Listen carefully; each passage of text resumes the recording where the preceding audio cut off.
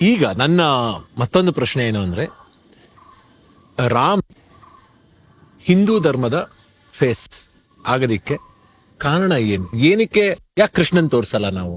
ಯಾಕೆ ನಾವು ಗಣೇಶನ್ ತೋರ್ಸಲ್ಲ? ಯಾಕೆ ನಾವು ರಾಮನ್ನ ಮುಂದಿಟ್ಟು ಹಿಂದೂಯಿಸಂನ ನಾವು ಪ್ರಮೋಟ್ ಮಾಡ್ತೀವಿ ಅನ್ನೋದಕ್ಕೆ ಏನಾದ್ರು ಒಂದು ಕಾರಣ ಇದೆಯಾ? ನಾವೆಲ್ಲ ಒಂದು ಚೌಕಟ್ಟಿನಲ್ಲಿ ಬದುಕುವವರು. ನಮಗೆ ಕುಟುಂಬ ಒಂದು ಚೌಕಟ್ಟು, ನಮಗೆ ಸಮಾಜ ಒಂದು ಚೌಕಟ್ಟು, ನಮಗೆ ರಾಜಕೀಯವಾಗಿ ಹೀಗೆ ಇರಬೇಕು ಅನ್ನೋದು ಒಂದು ಚೌಕಟ್ಟು. ಶ್ರೀರಾಮಚಂದ್ರ ಏಕಮಾತ್ರ ಅವತಾರ ಇದೆಲ್ಲವನ್ನು ಅದರ ಕಂಪ್ಲೀಟೆಡ್ ಲೆವೆಲ್ನಲ್ಲಿ ತೋರಿಸಿದವ. ಕುಟುಂಬ ಒಂದು ಒಳ್ಳೆಯ ಚೌಕಟ್ಟು. ಅಲ್ಲಿ ಅವನು ನೋಡಿ, ಮಾತಾಪಿತರ ಮಾತು ಪಾಲಿಸಬೇಕು ಅನ್ನುವ ಚೌಕಟ್ಟನ್ನ ಮೀರಲೇ ಇಲ್ಲ. ಅದು ಪಿತೃ ವಾಕ್ ಪರಿಪಾಲನೆ ಇರಬಹುದು, ಪಿತೃನ ಮೂಲಕ ಮಾತ್ರ ವಾಕ್ ಪರಿಪಾಲನೆ ಇರಬಹುದು. ಅದನ್ನು ಅವನು ಎಲ್ಲಿಯೂ ಛೇದ ಆಗಲಿಕ್ಕೆ ಬಿಡ್ಲಿಲ್ಲ. ಕುಟುಂಬ ಛೇದ ಆಗಬಾರದು. ಎರಡನೆಯ ಭಾಗಕ್ಕೆ ಬನ್ನಿ. ಸಹೋದರರು ಅಂದ್ರೆ ಶತ್ರುಗಳು ಅನ್ನುವ ಒಂದು ಭಾವವಿದೆ. ಸಹೋದರರು ಶತ್ರುಗಳಾಗದ ಹಾಗೆ ಉಳಿಸಿಕೊಳ್ಳಬೇಕಾದ್ರೆ ತ್ಯಾಗ ಬಹಳ ದೊಡ್ಡ ಒಂದು ಆಸ್ತಿ. ಅದನ್ನು ಮೀರಿದ ಆಸ್ತಿ ಇಲ್ಲ. ನಮ್ಮ ಅಪ್ಪನ ಆಸ್ತಿ ಅಲ್ಲ. ಅದನ್ನು ಬೇಡ ಅಂತ ತ್ಯಾಗ ಮಾಡಿ ಸಹೋದರತ್ವ ಉಳಿಸುವುದು ಅದು ಬಹಳ ದೊಡ್ಡ ಆಸ್ತಿ. ಅದನ್ನು ಕುಟುಂಬದಲ್ಲಿ ತೋರಿಸಿದವ ಶ್ರೀರಾಮಚಂದ್ರ. ಒಂದು ವೇಳೆ ರಾಮಚಂದ್ರ ಅಪ್ಪ ನಿನ್ನೆ ಹೇಳಿದ್ದಾನೆ ರಾತ್ರಿ ನಿನಗೆ ಪಟ್ಟಾಭಿಷೇಕ, ಬೆಳಿಗ್ಗೆ 4 ಗಂಟೆಗೆ ಹೇಳ್ತಾನೆ ನಿನಗೆ ವನವಾಸ. ಅಪ್ಪ ನಿನ್ನೆ ಪಟ್ಟಾಭಿಷೇಕ ಹೇಳಿದ್ದಿ, ನಾನು ಅದನ್ನೇ ಮಾಡುವುದು ಅಂತ ಹಠಕ್ಕೆ ಬಿದ್ದಿದ್ರೆ ಬಾಂಧವ್ಯ ಒಡೀತಿತ್ತೋ ಏನು?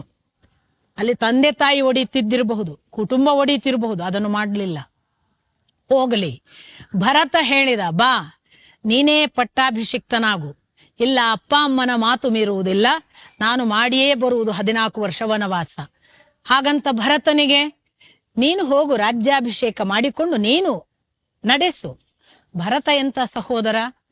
ಅಣ್ಣ ನಿಜಕ್ಕೂ ಇದಕ್ಕೆ ಹಕ್ಕುದಾರ, ನಾನಲ್ಲ. ನೋಡಿ, ಅಣ್ಣ ತಮ್ಮಂದಿರ ಬಾಂಧವ್ಯಕ್ಕೆ ಭರತ ಒಂದು ಅರ್ಥ ಕೊಟ್ಟ. ದೊಡ್ಡವನೇ, ಅಪ್ಪನ ವಾಕ್ಯವೇ ಇರಲಿ ನಾನು ಮುರಿತೇನೆ.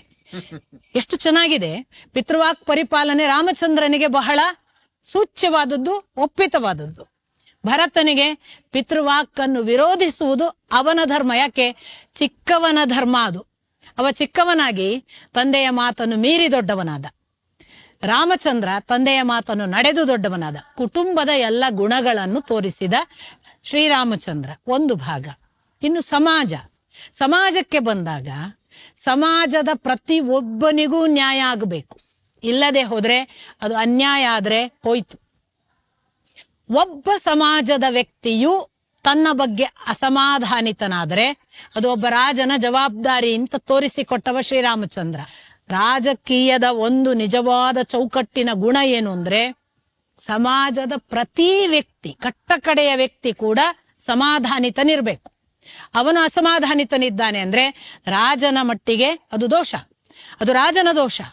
ಸಾಮಾಜಿಕ ಕಳಂಕ ನಿವಾರಿಸಿಕೊಂಡ ಮೇಲೆ ನಿಜವಾದ ರಾಜ. ಕಳಂಕ ಇಟ್ಟುಕೊಂಡು ರಾಜನಲ್ಲ. ಈ ಕಳಂಕ ನಿವಾರಣೆ ಮಾಡಬೇಕು ಅಂತ ಹೇಳಿ ಸಾಮಾಜಿಕ ಚೌಕಟ್ಟನ್ನು ಮುರಿಯದ ಹಾಗೆ ತನ್ನ ಹೆಂಡತಿಯನ್ನು ತ್ಯಾಗ ಮಾಡಿದ. ಅಲ್ಲಿ ಆಸ್ತಿ, ರಾಜ್ಯ, ಪಟ್ಟಾಭಿಷೇಕವನ್ನು ತ್ಯಾಗ ಮಾಡಿದ. ಇಲ್ಲಿ ಹೆಂಡತಿಯನ್ನು ಸ್ವತಃ ಒಬ್ಬ ಅಗಸನ ಮಾತಿಗಾಗಿ ತ್ಯಾಗ ಮಾಡಬಹುದು. ಮಾಡಿದಾಗ ನಿಮಗೊಂದು ಪ್ರಶ್ನೆ ಬರಬಹುದು, ಏನು ಹೆಂಡತಿಯನ್ನು ತ್ಯಾಗ ಮಾಡಿ ಸೀತೆಗೆ ಶಿಕ್ಷೆ ಕೊಟ್ಟು ಇವನೇನು ದೊಡ್ಡವನಾಗುವುದು? ಸ್ವಲ್ಪ ಒಂದು ಕ್ಷಣ ಮುಖವನ್ನು ಅಗಸನ ಕಡೆಗೆ ತಿರುಗಿಸಿ. ಅಗಸನ ಕಥೆ ಏನಾಗಿರ್ಬೇಡ,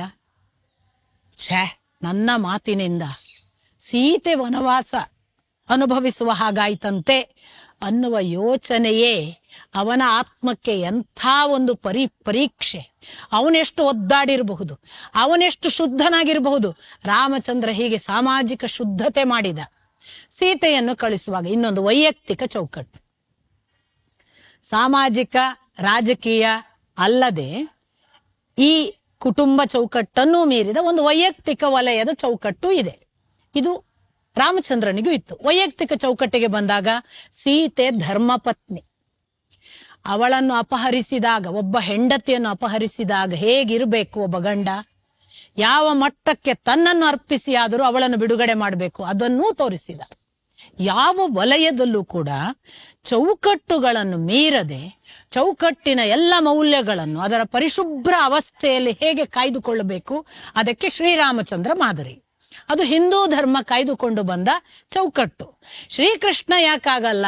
ನಿಮ್ಮದೇ ಪ್ರಶ್ನೆ. ಕುಟುಂಬ ಮೀರಿದವ, ಸಮಾಜದ ಯಾವುದೇ ಮೌಲ್ಯಗಳನ್ನು ಧಿಕ್ಕರಿಸಿದವ, ಧರ್ಮ ಅಂತ ಭಾವಿಸಿದ್ದನ್ನು ಅಧರ್ಮವೇ ಧರ್ಮವಾಗಬಹುದು ಅಂತ ತೋರಿಸಿದವ, ತನ್ನ ಹೆಂಡತಿ ಅನ್ನುವುದಕ್ಕೆ ಒಂದು ನಿಶ್ಚಿತ ನಿಲುವಿನ ಚೌಕಟ್ಟುಗಳ ಆಚೆಗೆ ಬ್ರಹ್ಮಚರ್ಯ ಸ್ಥಾಪನೆ ಮಾಡಿ ತೋರಿಸಿದವ, ಮಕ್ಕಳು ಅಂದ್ರೆ ಸಾಕಲಿಕ್ಕಿರುವ ಕುಟುಂಬದ ತಂದೆಯ ಜವಾಬ್ದಾರಿ ಅನ್ನುವುದನ್ನು ಸುಳ್ಳು ಮಾಡಿ ಕಣ್ಣ ಮುಂದೆ ಮಕ್ಕಳು ಸಾಯಲಿಕ್ಕಿರುವವರು ಅಂತ ನೋಡಿದವ.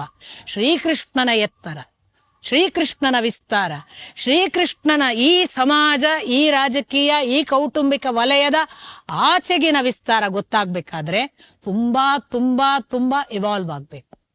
ಸಾಮಾನ್ಯ ಜನ ರೀತಿ ನೀತಿಗೆ ಕೃಷ್ಣ ಮಾದರಿ ಆಗುವುದು ಕಷ್ಟ.